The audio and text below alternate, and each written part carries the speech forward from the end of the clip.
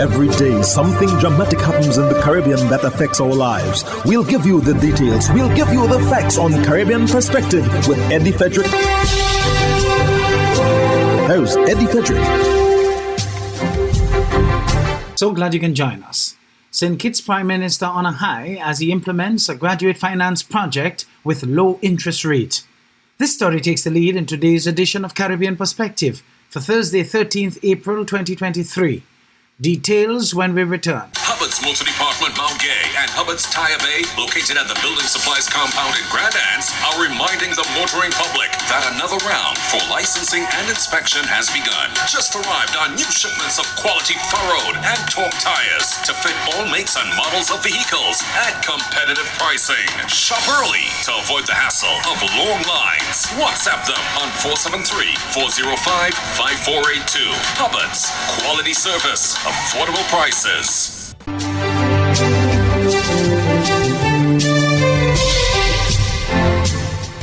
Welcome back. St. Kitts and Nevis Prime Minister Dr. Terence Drew announced the implementation of a graduate finance project, a GFP, in which the student loan interest rates at the Development Bank of St. Kitts and Nevis would be reduced to 5%, and all student loan holders will receive a $15,000 credit to service their loan at the Development Bank. Andre Huey of SKN Newsline reports. Prime Minister Dr. Terence Drew announced the implementation of a graduate finance project, GFP, in which student loan interest rates at the Development Bank of St. Kitts and Nevis would be reduced to 5%, and all student loan holders will receive a $15,000 credit to service their loan at Development Bank. The graduate finance project takes effect Thursday, April 6th, under the theme Removing Financial Barriers to Education.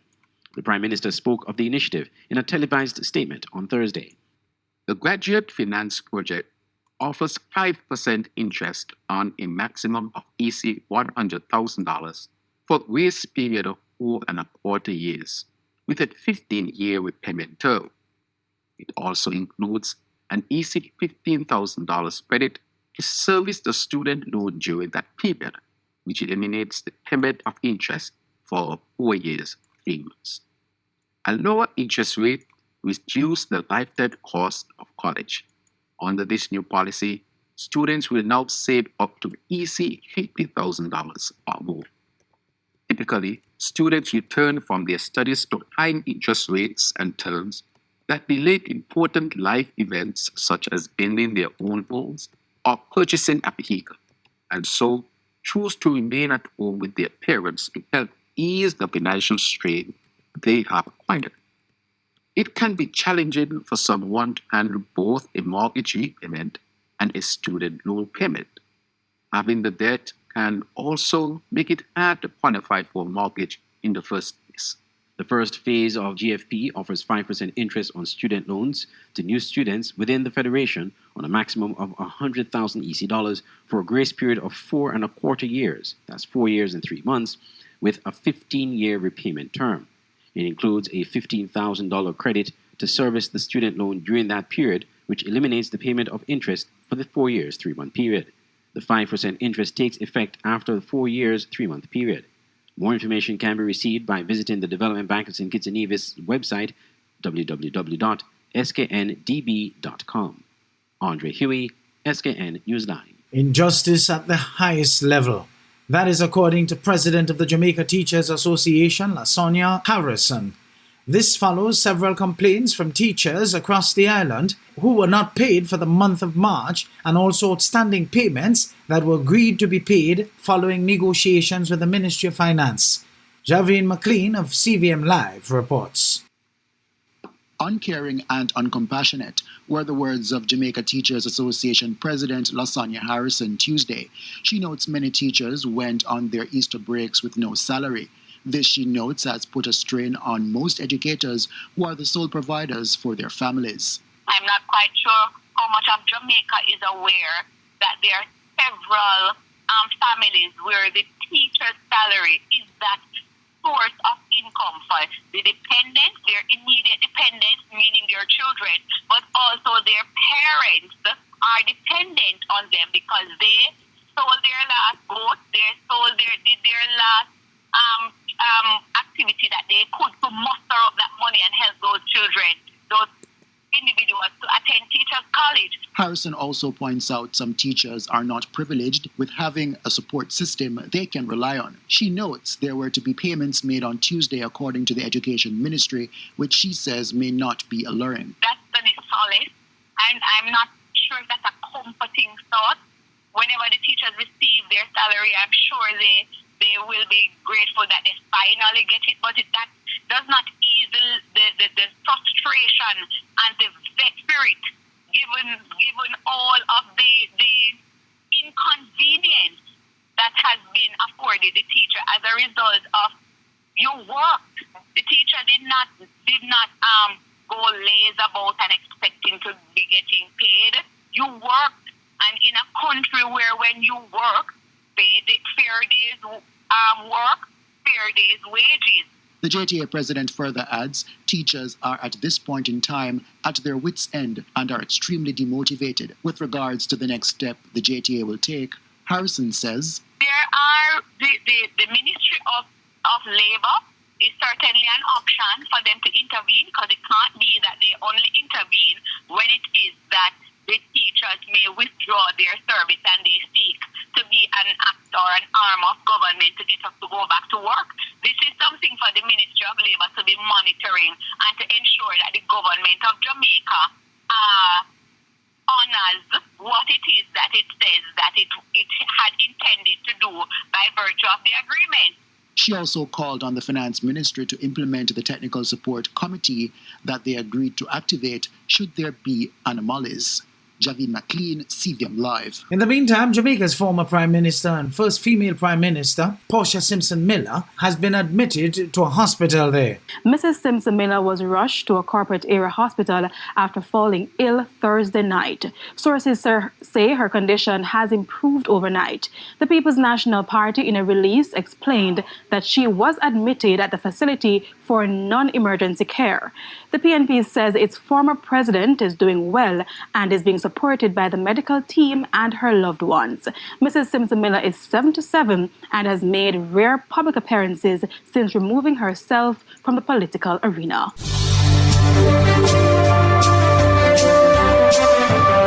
You're listening to Caribbean Perspective with Eddie Frederick.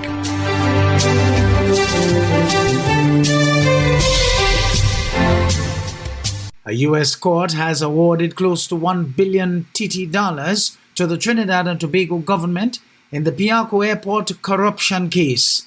This is according to the court's final judgment obtained by TV6 News. Senior multimedia investigative journalist Mark Bassat has the details. A U.S. court has awarded close to $1 billion TT to the Republic of Trinidad and Tobago in the civil asset forfeiture case that took place in May last month, connected to the Piarco Airport corruption case.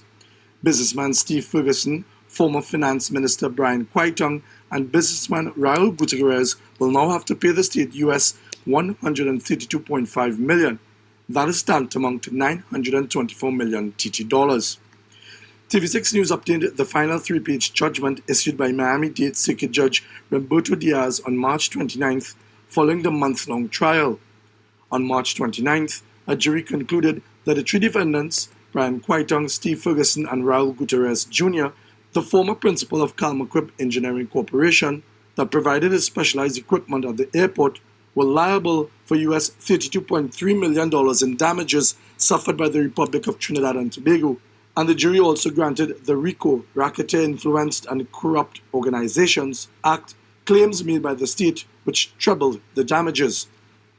In Diaz's final judgment, he indicated $97,157,964 US, which constitutes treble damages of the jury verdict amount of $32,385,988. Diaz also added prejudgment interest, stating $38,960,164.65 minus $3,565,010, which constitutes set-off from paid settlements and restitution to plaintiff. The U.S. court judge concluded for a total judgment amount of $132,499,118.65. for which let execution issue.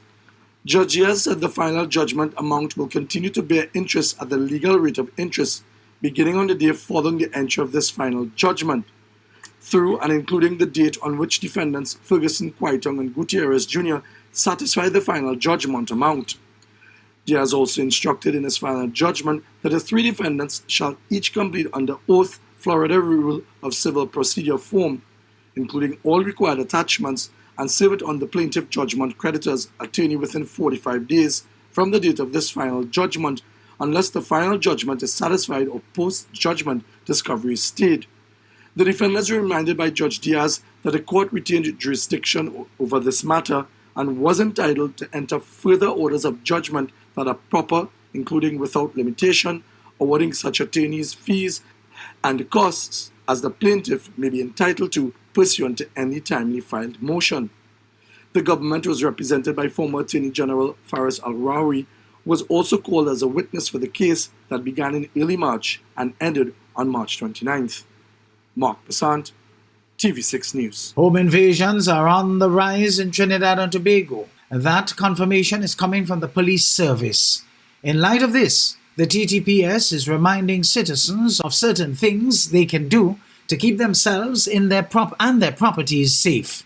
TV6's Alicia Boucher has that story. TTPS Ambassador Sergeant Ansel Ford notes that the issue of home invasions has been discussed previously, but with the occurrence of increasing incidents, he believes that people need to be more vigilant. We see the need to reinforce some of the advice that we gave to members of the public in light of what we see as an increase as well. All right. So we'll deal with it at different levels. Right? You have the micro level, you have the macro level. He's reminding people of what the TTPS calls ARREST, which stands for Assess, Remedy, Rehearse, Evaluate, Surrender Valuables, and to Teach.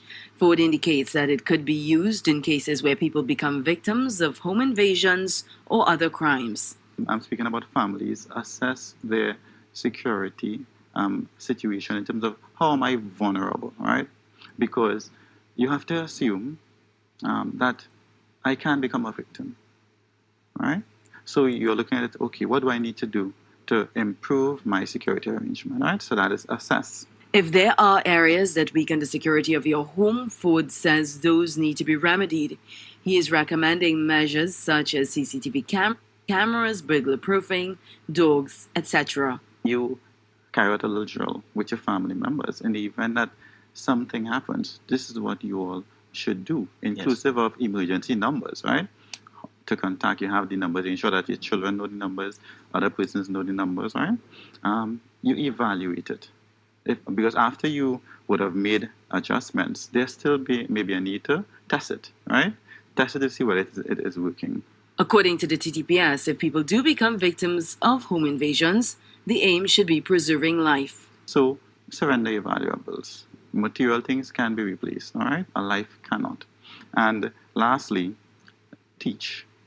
So you teach persons within the home about safety. For instance, you may have children there, and they may not be too aware of, the risk, right? And they may simply leave the door open. They go outside, they come back inside, they leave the door open. You might sensitize them, no, let us not do that. As for the emergency contact for the police, Ford is making this recommendation. Whilst I want to say 911 is an emergency number, for the TTPS, that is the police service, 999 is our emergency number, rapid response number, right? So for the listening public, I would advise that you call 999. Sergeant Ford says knowing the number for your district police station and or having contacts for police officers that you are familiar with can also be valuable in the event of an emergency. Alicia Boucher, TV6 News. Hubbard's is once again innovating the way you shop with its new online store, providing 24-hour shopping convenience. You can shop now for appliances, hardware, houseware, building material, and more. Free delivery island-wide. Start shopping now at hubbardshardware.gd. Safe, convenient, reliable.